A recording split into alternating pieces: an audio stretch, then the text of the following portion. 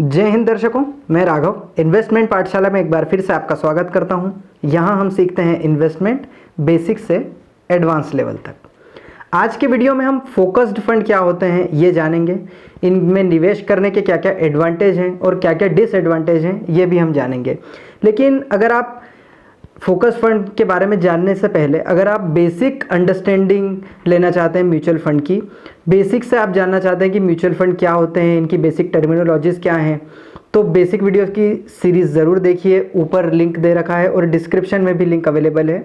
उन्हें देखने के बाद आपको एक बेसिक अंडरस्टैंडिंग तो हो ही जाएगी कि कैसे म्यूचुअल फंड वर्क करते हैं और उनकी बेसिक टर्मिनोलॉजीज़ क्या क्या है। तो आइए कंटिन्यू करते हैं फोकस्ड फंड के साथ। इसे जानने के पहले कोई भी म्यूचुअल फंड कैसे वर्क करता है ये जानिए। तो जब आप किसी म्यूचुअल फंड के पोर्टफोलियो को देखते हैं, मतलब आप ये देखते हैं कि किस किस कंपनीज के शेयर्स में उस म्यूचुअल फंड ने निवेश किया है, तो आप देखेंगे कि मल्टीपल कंपनीज अवेलेबल होती हैं। ऐसा नहीं कि 2 या 3 या 4 या 10 कंपनीज में निवेश कर दिया, काफ़ी सारी कंपनीज होती हैं, 80, 100 या उससे भी ज़्यादा कुछ कुछ म्यूचुअल फंड्स में होती हैं और वो अलग अलग सेक्टर्स की होती हैं। मतलब एक डाइवर्सिफाइड पोर्टफोलियो बनाया जाता है। ऐसा नहीं कि सारी कंपनीज या ज़्यादातर कंपनीज, बहुत ही ज़्यादा कंपनीज एक ही सेक्टर की खरीद ली, ऐसा नहीं। एक डाइवर्सिफाइड पोर्टफोलियो बनाया जाता है। 10, 12, 15 अलग अलग सेक्टर्स की कंपनीज ली जाती हैं और उनमें अपना निवेश किया जाता है। तो उदाहरण लेके चलें कि अगर किसी म्यूचुअल फंड कंपनी ने 100 अलग अलग कंपनीज के शेयर्स खरीदे हैं, तो इसका क्या फ़ायदा है? इसका फ़ायदा यह है कि आप सोचिए कि उन 100 कंपनीज में से अगर एक कंपनी बहुत बुरा परफॉर्म कर पाई, बहुत ही बुरा परफॉर्म उस कंपनी ने किया और वो कंपनी डूब हो गई या बंद ही हो गई, तो भी अगर उस कंपनी के सारे शेयर्स की कीमत 0 भी हो गई हाइपोथेटिकली, तो भी आपके पोर्टफोलियो में कितना नुकसान होगा? 1%। और शायद वो भी ना हो, क्योंकि बाकी जो 99 कंपनीज हैं उनके शेयर्स हो सकता है काफ़ी अच्छा परफॉर्म करें और वो कीमतें ऊपर चली जाएं। तो इससे क्या हुआ कि रिस्क एडजस्ट हो गई। जब बहुत ज़्यादा कंपनीज आप खरीदते हैं, मतलब ऐसा म्यूचुअल फंड खरीदते हैं जिसने 100 कंपनीज में अपने शेयर्स खरीद रखे हों, तो आपकी रिस्क जो है वो काफ़ी कम हो जाती है। लेकिन अब आप सोचिए कि उन 100 में से अगर एक कंपनी ने बहुत ज़्यादा एक्स्ट्रा ऑर्डिनरी परफॉर्म किया, तो भी क्या वो आपके पोर्टफोलियो में उतना इफेक्ट दे पाएगी? जी नहीं, क्योंकि वो तो 1% ही हिस्सा ले पाई, काफ़ी कम हिस्सा ले पाई। तो इससे क्या हुआ कि ज़्यादा कंपनीज जब आपके म्यूचुअल फंड के पोर्टफोलियो में होती है तो रिस्क कम हो जाती है और रिटर्न भी कम हो जाते हैं। अब जैसे जैसे नंबर ऑफ कंपनीज आप कम करते जाएंगे या वो म्यूचुअल फंड के मैनेजर कम करते जाएंगे, जैसे जैसे नंबर ऑफ कंपनीज, तो रिस्क बढ़ती जाएगी और रिटर्न की संभावना भी बढ़ती जाएगी।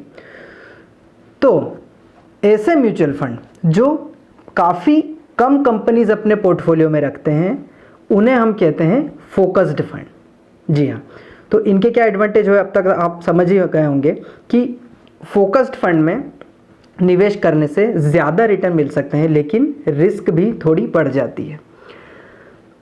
और एक चीज़ और है कि म्यूचुअल फंड, फोकस्ड फंड में मैनेजर, जो उस म्यूचुअल फंड कंपनी का मैनेजर है, उसकी बहुत ज़्यादा अच्छी स्किल होना ज़रूरी है। मतलब अगर आप कोई फोकस फंड खरीद रहे हैं तो उसका फंड मैनेजर कौन है, उस पर बहुत ज़्यादा ध्यान देने की ज़रूरत है, क्योंकि पूरा उस पर डिपेंडेंट है कि उसकी रिसर्च कितनी अच्छी है। जाहिर सी बात है कि एक फोकस्ड फंड के मैनेजर को एक नॉर्मल म्यूचुअल फंड या ऐसा म्यूचुअल फंड जिसने काफ़ी सारी कंपनीज अपने पोर्टफोलियो में रख रखी है, उससे ज़्यादा रिफाइन रिसर्च करनी होगी। अगर उसकी रिसर्च गलत चली गई तो आपको काफ़ी बड़ा इफेक्ट हो सकता है।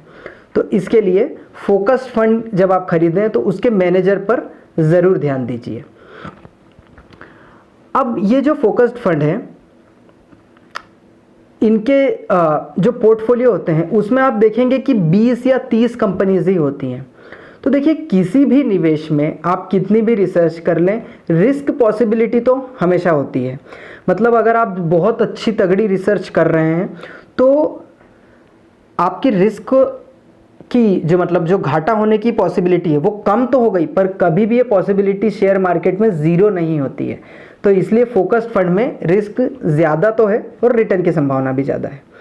अब फोकस्ड फंड ने तो सिर्फ 20 या 30 कंपनीज में अपना निवेश किया है, तो क्या वो इतने सारे 10 या 15 सेक्टर्स में अपना निवेश कर पाएगा? जाहिर सी बात है नहीं। तो फोकस फंड में जब आप सेक्टर वाइज डाइवर्सिफिकेशन देखेंगे तो वो भी आपको कम मिलेगा। मतलब काफ़ी लिमिटेड सेक्टर जहां पर म्यूचुअल फंड के मैनेजर को लग रहा है कि ये आउट परफॉर्म करेंगे बाकी सेक्टर्स को आने वाले समय में, तो उन सेक्टर्स में ही कॉन्सेंट्रेटेड वो आपका पैसा लगाएगा। इसलिए फोकस फंड में आपको अगेन रिसर्च करना बहुत ज़रूरी है। ये मैं बार बार कह रहा हूँ, फंड मैनेजर के बारे में भी और म्यूचुअल फंड कैसा है उसके बारे में भी। रिसर्च कैसे करते हैं इसके बारे में हम ऑलरेडी वीडियो बना चुके हैं, ऊपर लिंक दे रखी है, ज़रूर देखिए। अब आइए आगे बढ़ते हैं फोकस्ड फंड के बारे में और डिटेल में जानने की कोशिश करते हैं कि और क्या क्या कैटेगरीज हो सकती हैं। तो कुछ फोकस्ड फंड ऐसे होते हैं जो किसी एक ही सेक्टर में अपना पूरे निवेश कर देते हैं। ऐसे फोकस्ड फंड को हम फोकस्ड फंड तो नहीं कहते, हम कहते हैं सेक्टोरियल फंड। मार्केट में ऐसे फोकस्ड फंड, अगेन ऐसे फोकस्ड फंड जो किसी एक पर्टिकुलर सेक्टर में ही अपना पूरा निवेश कर देते हैं, उसे कहते हैं सेक्टोरियल फंड। तो ऐसे कई सारे फंड्स मार्केट में अवेलेबल हैं, जैसे कि अभी फार्मा सेक्टर काफ़ी अच्छा चल रहा है, तो फार्मा सेक्टर्स के भी काफ़ी सारे फंड्स अवेलेबल हैं। तो वो क्या करेंगे, आपसे जो पैसा लिया है उसे ज़्यादातर काफ़ी सारी फार्मा कंपनीज ही उस पैसे से खरीदेंगे। तो अब इसका क्या फ़ायदा हुआ और क्या नुकसान हुआ? इसका फ़ायदा हुआ कि अगर फार्मा सेक्टर आगे काफ़ी अच्छा ग्रो करता गया तो आपको बहुत अच्छा रिटर्न मिलेगा, बाकी म्यूचुअल फंड से ज़्यादा अच्छा रिटर्न हो सकता है आपको मिल जाए। लेकिन अगर फार्मा सेक्टर ने अच्छे से परफॉर्म नहीं किया तो बहुत ज़्यादा लॉस भी आपको आपके पोर्टफोलियो पर हो सकता है। अब एक मेरी सलाह है कि सेक्टोरियल फंड में आप कभी भी निवेश मत कीजिए।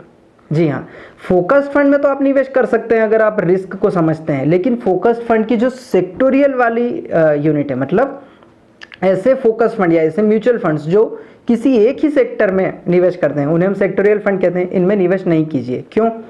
देखिए, आज आप सोच रहे हैं कि हो सकता है आपने फार्मा फंड लिया हो या रियल एस्टेट फंड लिया हो या बैंकिंग के भी सेक्टोरियल फंड्स अवेलेबल हैं, हो सकता है वो आपने लिया हो। तो आपको लग रहा है कि आगे आने वाले, आपने ऐसी अच्छी रिसर्च की कि आपको लग रहा है कि आगे आने वाले कुछ सालों में बैंकिंग सेक्टर एग्जाम्पल के लिए बहुत अच्छा परफॉर्म करेगा, तो आपने बैंकिंग सेक्टर के फंड ले लिए।